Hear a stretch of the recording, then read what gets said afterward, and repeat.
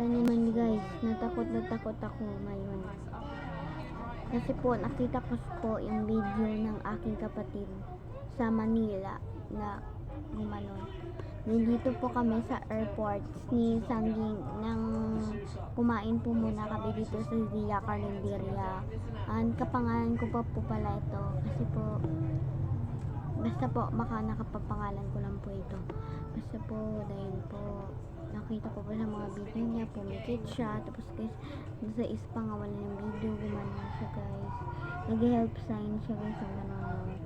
Natatakot na talaga ako guys, ewan ko kung ano nangyari, kaya pupunta namin po sa Manila, yung kapatid ko. Kagabangan niyo na lang po yung part 2 ko dito ha.